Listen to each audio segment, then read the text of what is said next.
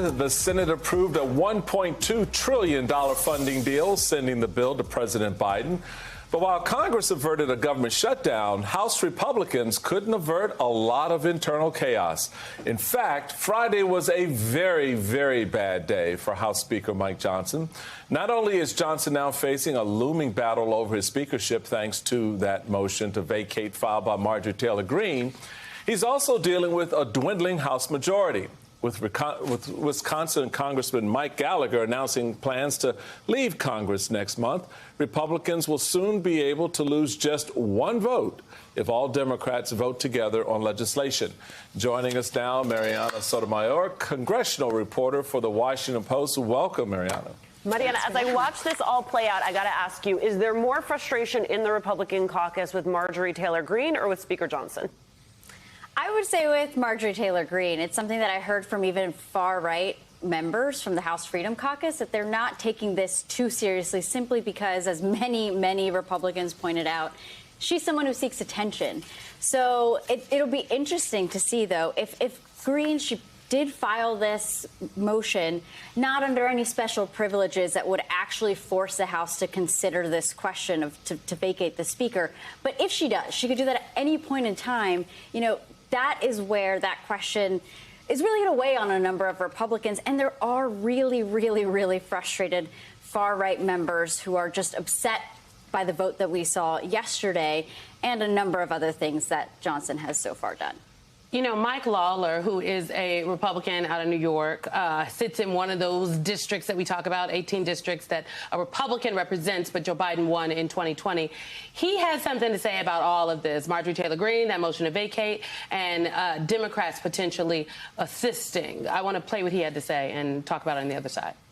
The issues are on our side, but we have to show that we can govern and that we can work as a unit. Doing things like this obviously make chaos and create unnecessary distractions. It's the responsibility of the Democrats not to partake in something that undermines our government. You know, the reality is, Hakeem Jeffries always says, people over politics. Well, show that. Show that right now by making it clear you're not going to team up with Marjorie Taylor Greene to remove the speaker for keeping the government open. Now, I will note the last time a House Republican tried to talk to the Democrats about what they need to do and use harsh language. Keep trying to put it on the Democrats. That's what I'm saying. Remember, they didn't bring the motion to vacate. Come on now. Remember Speaker McCarthy when he went out there the Sunday before another big vote? I feel like it's Groundhog's Day. He did the Sunday shows and he said something about how Democrats, whatever democracy, and Democrats were like, you're not going to talk to us like this.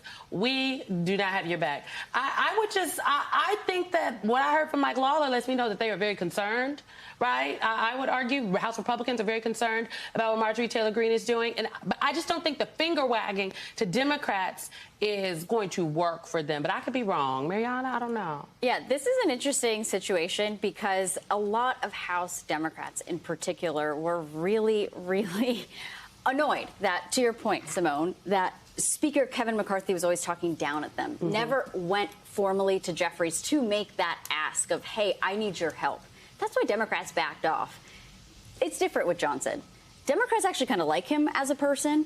And the one fundamental thing, though, I will say, is that both Jeffries and a number of House Democratic leadership aides that I've talked to said they will only bail Johnson out if the motion to vacate question comes forth, if he puts the supplemental bill on the floor to fund Ukraine, Israel, the Indo-Pacific. So that is a little different. Something to watch. So the reality for the House right now is Marjorie Taylor Greene is Kevin McCarthy's parting gift to the House of Representatives, and it's a gift that keeps on giving over and over again, where to the point where you'd want a bad penny in your pocket. That's how useful all of her antics are. So now you have Mike Gallagher also stirring the pot, Mariana, by saying, you know what, I'm not going to run for re-election. And then, oh, you know what, again, I'm going to leave before the term is over. Oh, you know what, even better than that, I'm going to leave after the period that my state can replace me and put someone else in the seat so we can have a better majority. So now we're down to one member deciding not to go the right way if all the Democrats hold it. And I would argue in most situations, the Democrats are going to hold as a block on any vote. They've been good about speaking. Speaker McCarthy has kept his caucus together. Pardon me, not Speaker McCarthy, Lord. Hakeem Jeffries Hakeem Jeffries has kept his caucus pretty tight. Yeah. What's your read on how Speaker Johnson navigates this new terrain with just one vote, literally between getting a bill passed and keeping his seat? Yeah, I mean, it is going to be incredibly difficult, and Johnson has said that this himself, just how hard it is to govern an ungovernable majority, not to mention the fact when it's literally. So he's referred to his own majority as ungovernable. Oh, yeah. I love and it. It's going to get more complicated, but here's the thing. They, as in House leadership, Republican leadership, has been able to figure out how to pass things without their majority. The House, as we know it, with Democrats, has always passed things through simple majority, right? That's it.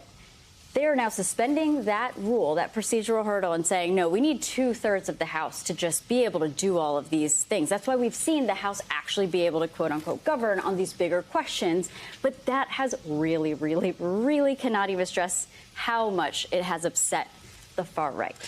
Can I just push back on one? Well, not push back, but I mean, has this House governed, though, or have they just barely funded the government every time it needed to be funded? Yeah. When it comes to the must-pass, need to address, or the country's going to collapse, they have been able to reach that point. But to your point, though, House Republicans haven't even been able to pass their own bills that they care about because they just don't have the votes. They won't be able to impeach Biden because they do not have the votes. And we're starting to hear that. Well, that's why I thought it was interesting with Mike Waller saying in the clip we heard that, you know, we've got the issues on our side. I'm like, dude, really? I mean, because if you did, then I think this would be easy, wouldn't it?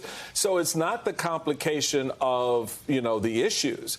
It is the complication of an ungovernable majority that is fractured across the board on not just what they want to put out there, but even how to negotiate with an administration that arguably is in a much weakened position given where the president's polls numbers are and things like that. They seem to keep giving life to Democrats on a number of these issues. Yeah, and now I will say that exact question of what does it mean to govern has actually spilled onto the campaign trail. We are seeing sitting members of Congress actually going out and campaigning against their own colleagues. Because when you talk to those, you know, like the Mike Lawlers say, I actually want to govern, I want to pass bills. They're like, we need more rational people like that to make up our majority. You talk to the Freedom Caucus and someone like Matt Gaetz to say, no, no, no. We could be a functioning governing majority if we had more of our point of view, even though that is a group that has constantly threatened the pragmatic Republicans who are trying to pass bills. I'm sorry. Michael, let's just pull up two headlines from this week. One, you have the House Republican budget calling for raising the retirement age for Social Security. Then this from HuffPo, majority of House Republicans endorsing abortion ban that threatens IVF. I mean, just to put some color on what you said, that the issues, Michael, are not on their side. No, and that's the reality. I think that they're facing right now. Let's put it that way. The leadership understands going into this cycle, this election cycle, they have severely disadvantaged themselves. Now I think people, Mariana, can actually see a little bit more clearly why McConnell was like, you know what? I don't know the House. I have no idea what they're doing over there. We're going to stay on our own track and promote our thing as best we can. That separation between the House and the Senate has been more stark over the last year than I think it's been in a long time because of these types of headlines that you see. And that's not where the American people are. Absolutely. I mean, it has been quite incredible to see just how segmented the Republican Party within the Capitol has become. We obviously knew that there are different points of views in the Republican Party, but just how stark the issues have been and have been playing out the last couple of elections has really made it difficult for Republicans to even say where they are on certain things. For example, the IVF question, that is something that the NRCC, they are around to recruit and help House candidates, House Republican incumbents. They're telling candidates, go out there and talk about your personal stories on IVF. Go talk about it. But then there's things like this, where a majority of Republicans sign on to this. And then the letter